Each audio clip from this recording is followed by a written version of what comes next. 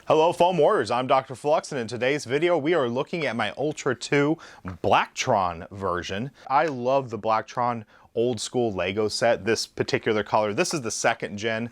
The first gen was, it was cool and all, but it was kind of boring for me because I think it was just like a lot of black colors and maybe like a yellow, not neon yellow, but just a yellow scheme. But this one, it really pops how it has the neon yellow, the white, the black, and of course that neon green. And I just think it's a great color scheme. This blaster in particular, the Ultra 2, is kind of, it's a pretty good blaster once you mod it and convert it over to Elites. And I figured this needed something special. I also wanted to throw a stock on it because I kind of like the idea of this thing being either a carbine, kind of like a rifle, but also I put this special worker stock on that you can actually fold. So it still is like a pistol. And it actually is weighted really well when you fold it. So in this build, we have some Fang motors with a cage with 42.5 crush. This is currently wired up for 3S LiPo. And the flywheels I got from out of Darts, I believe they're called the Daybreak. But let's go ahead and jump right into this video. Like I said earlier, this is a build guide, and it's going to show you how I installed this kit. All the links in the description as to what I installed here. And the main kit is from the Nerf Australian mod group, which I'll go ahead and put a link in the description for their files if you're interested in getting one of these. But, oh, and special thanks to Ehdrien for doing the logo. I think that turned out real good. And I have some more blasters in the future that I want to kind of use this theme for. So thank you so much for that logo. And let's go ahead and jump right into the video.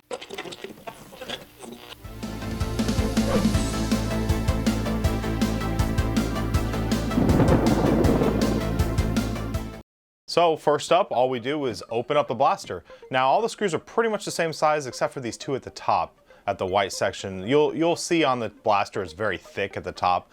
That's where the long screws go. Everything else is pretty much a smaller screw. And of course, don't forget the one inside the battery tray. I kind of forgot about that one.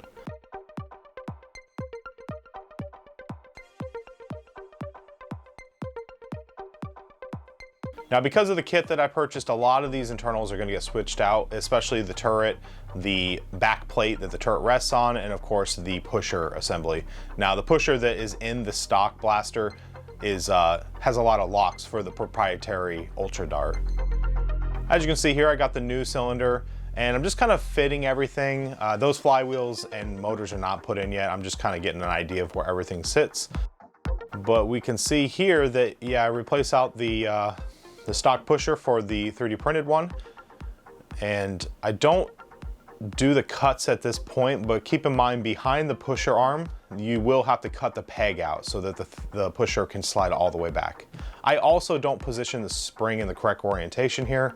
You want to keep the spring pulling the pusher back to the reset position. I think I end up attaching it down to the trigger, which you don't want to do that.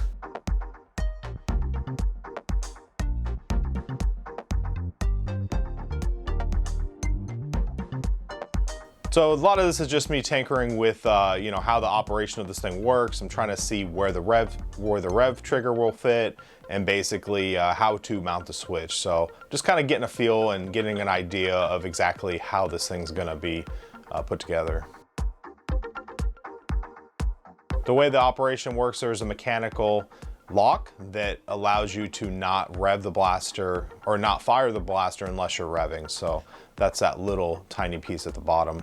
Here I'm just kind of cutting the shell and kind of getting the switch to fit. I actually had to chop off the normally closed prong to get the switch to fit. And I also had to bend up the normally open, and of course cut down the actual rocker or the arm. I had to cut that down so that it fits. And here's just a lot of trimming. It's just a lot of cutting and fitting and trying to figure out the perfect orientation of the switch. I will be using the pins COM and normally open, much like a standard stripe rewire.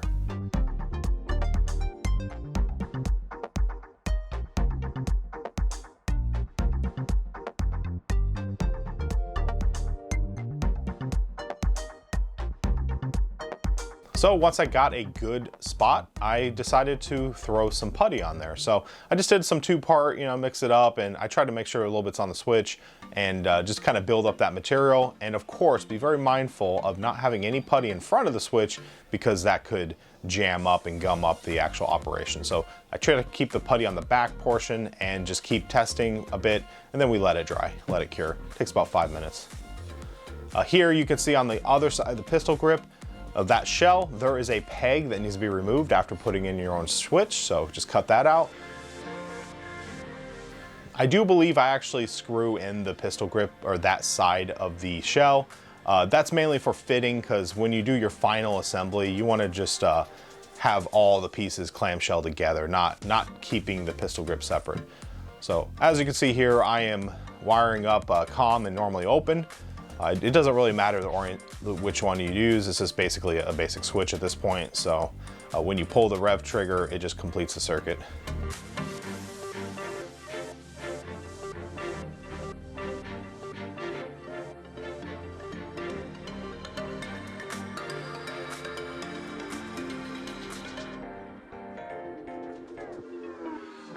Here we are going to put motor screws in the motors. It is good practice to put screws in your motors. There's a lot of vibrations that go on here, and you really don't want those motors coming loose. So whenever you get a chance, I use Loctite. You can use various methods. I use just a standard blue Loctite. And yeah, once they're in there, now it's time to check the polarity. So what I do is I just throw a positive, negative on the motor and see which way it spins. And then once I figure out the direction of the wheel that is correct, I go ahead and put a plus on there just so I know which one's positive. I do that with both sides just so I know. Here I'm kind of fishing the wires through. There is one wire channel you want to keep using. I happened to use 2 of the channels. One was wrong, it didn't go all the way through. Just make sure that you're using all the wires go in the same wire channel, because it kind of feeds, there's only one way to feed into the front of the blaster. Also, look at the orientation of how I'm wiring this. A negative circuit is going to go, well, this is positive, so positive circuit's going to go downwards, so it goes back to the blaster, back to the rev switch. You don't want to go up, because then you just have a lot of extra wire. Then when you do the negative, that's going to feed up, because that's going straight to the battery tray. So orientation kind of matters when wiring this one, just because there's not a lot of room to work. So as you can see here, I'm fishing the cables through, and that's going to be both. We have the positive circuit to the flywheels, and then we also have the other one that comes from the rev switch to the battery. And here we are securing the flywheel cage down and making sure everything fits correctly. I also do some more form fitting here with the trigger and just the whole assembly, making sure it works. This is what I was talking about, how I put the shell on. Keep in mind when you do your final assembly, when you sandwich them all together, make sure to have the pistol grip actually locked into the outer shell. This is just a lot of me trying to figure out exactly how everything's seated. And of course, after it's all wired up, I just wanted to do a final check. So yep, we're going the right direction. Here we have to cut off this back little section. There's a little square. I noticed that the darts, once the long darts are in, they were kind of hitting that back little corner. So just go ahead and use a hacksaw. I end up reversing the blade so I can get in from the other angle too, and you just do a little square cut.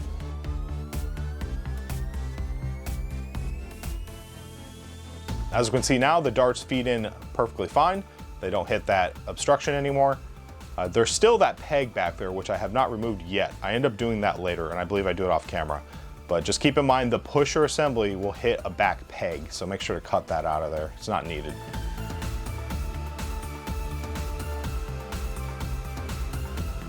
And a lot of this is just kind of form fitting, just tweaking, just getting an idea of how this thing is goes together. It is a little finicky, so make sure you have everything seated properly. That back plate that holds the rotation mech is a little flaky. It'll kind of shift on you and makes it hard to put the shell back together. But that's pretty much the build. These extra parts I have here, like the pistol grip, I'll go ahead and put a link in the description. That's a Thingiverse file. And of course, the back end strike attachment point. This is a worker stock, but yeah, it just fit really nice, a good profile. So these are easy, they just sandwich on and then you just put some screws in. So nothing real crazy there. This part right here just clamps on, much like the Strife one. A lot of these designs, they just kind of snap in there. So, but yeah, it really completes that look. It feels really good too. Also, the nameplates that you see are custom work from the Australian kit that I got. I'll go ahead and post a link in the description to that. This is just a battery tray screw I got either off Foam Blaster or out of Darts. Both of them offer them. And I believe it's the Strife one. I think it's a Strife thumb screw. After getting this thing assembled, I decided to go ahead and do some chronograph readings, and this thing was hitting up to 160. If I let it just rev for a bit and fire, it was hitting 160, which is really good. Just to summarize real quick, inside we have some fangs. This is a 3S wire job, and we also have Eclipse wheels, the flywheels, and the cage is a 42.5 crush. So I think 160 is not bad. I think that's a nice, nice performance.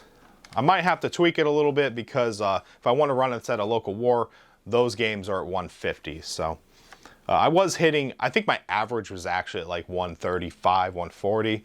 But every once in a while, it seems like I was hitting a higher number. Of course, I could always just throw a 2S LiPo in here and probably lose about 10 FPS. So I think if I'm gonna run this at a war, I'll probably just do that, just to be safe. Yeah, it basically loads in the back. It holds 9 darts, which is really cool. That's a decent capacity. You can rotate the mech without any issue, which I really like that feature. I don't like stuff that's kind of locked in where you can't spin it. I also like this for like an HVZ because you can clearly see your ammo and you can always be feeding stuff in, which I really like. That's why I like this back end opened area, and that rotation is smooth. Now for shooting, it's you just gotta make sure you do your full trigger pull. You can't really do half pulls.